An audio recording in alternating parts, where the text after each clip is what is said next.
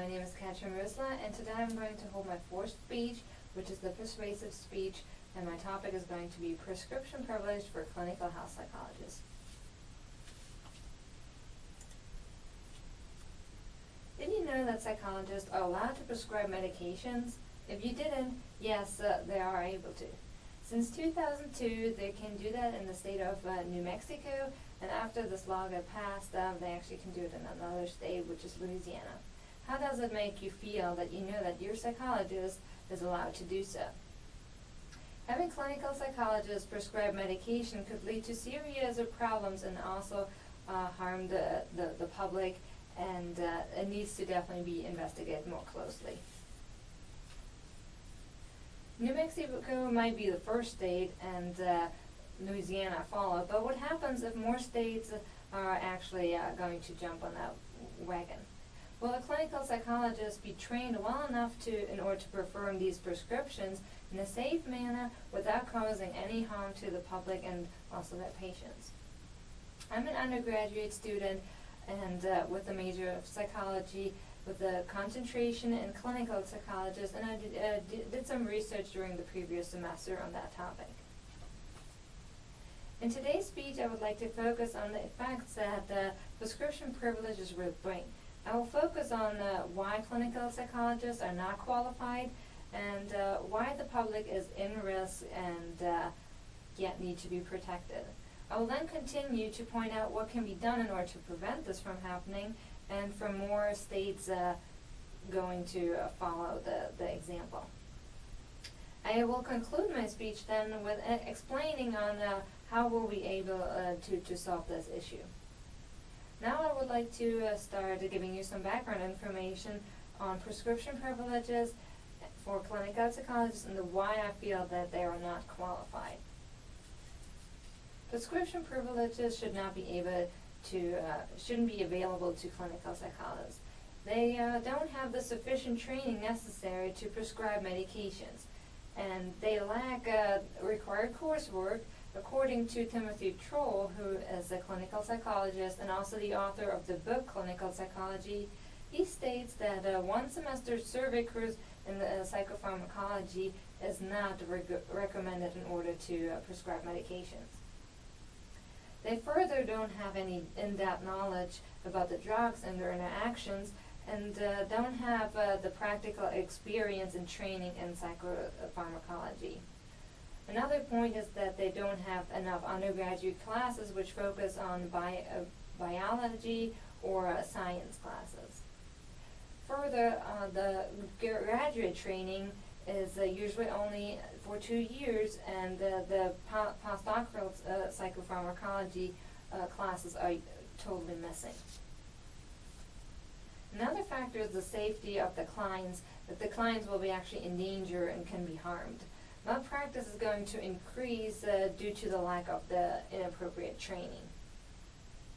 Another factor is definitely the rise in the cost of the healthcare system.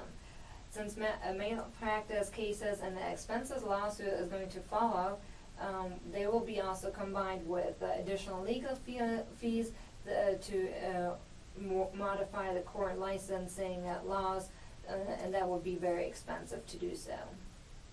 According to the Society of Science of Clinical Psychology, which is abbreviated as SCCPT, in 2001 they made the statement that psychologists will face serious legal risk and that malpractice premiums will go up. Another factor is the impact on the field of clinical psychology itself. According to Dr. John Grohl, who is the CEO of Psych Central, he published on his website the article, Why Psychologists Shouldn't Prescribe. He published this in 2010, and he says that the fundamental problem with psychologists gaining prescription privileges is an inevitable decline over time in the use of psychotherapy. Another point is the damage that the relationship between psychiatry and general medicine is going to decrease or is going to be destroyed. Further, prescribing medications could lead to higher salary and a profit than psychotherapy itself. Now that I provided some information on why I feel that it's such an important issue. I will like to continue with my second point, and I'm going to explain now what you can do in order to solve this issue. To prevent clinical psychologists from prescribing medications to their patients, the following things should be taken care of. First, psychologists should not be paid more for such services. That means that, according to John Roll, as cited again, he states that by switching to a heavily prescription-based practice, a psychologist will be able to double their salary. That's why we have to keep the same salary in order to not have people more interested in such areas. Another point is that the government should not pass any more laws in further states. This law is already passed in 2 states at the moment, which are New Mexico and Louisiana, and according to the APA President Richard K. Harding, who is a medical doctor, and he said in 2002 that over the past decade, 14 state legislatures have rejected psychology prescribing legislation after objectively considering the scientific data and the public health risks of placing pretended medications for treatment of mental illness in the hands of people with no medical education or residency training. The public should not go to a psychologist, but rather look for a psychiatrist or a medical doctor in order to receive their medications.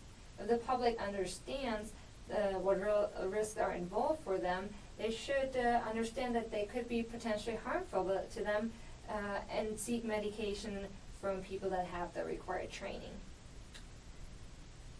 Now that you're aware of the fact that what could be done in order to keep clinical psychologists from prescribing these medications, I will conclude my speech with pointing out what can actually be done.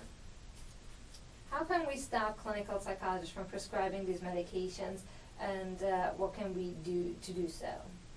Restricted laws should be published in order to prevent clinical psychologists from gaining access to do so.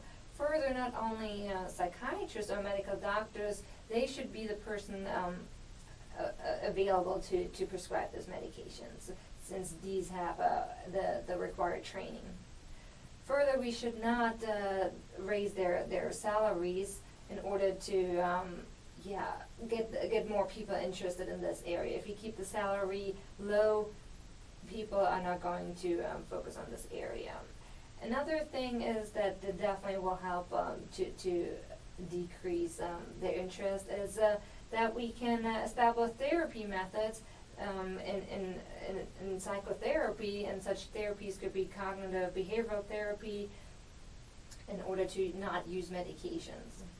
Another point is that the change in the reimbursement system could also be established by having the same reimbursements for medication as for psychopharmacology. Now that I've talked about what can be done in order to prevent clinical psychologists to be allowed to prescribe medication, I will go ahead now to sum up the major points in a brief summary.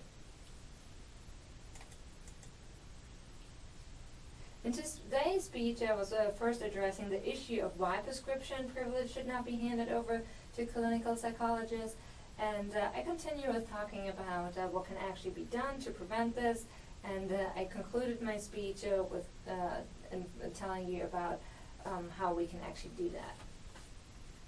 I would like to consider for a moment the fact that clinical psychologists at this point in time do not have the required training, and you certainly do not want to have them gambling with your life.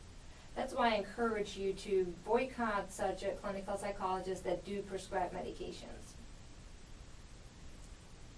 Today I hope I was able to convince why clinical psychologists should not prescribe medications, and this is mainly due to the fact that they don't have the required training in order to do so.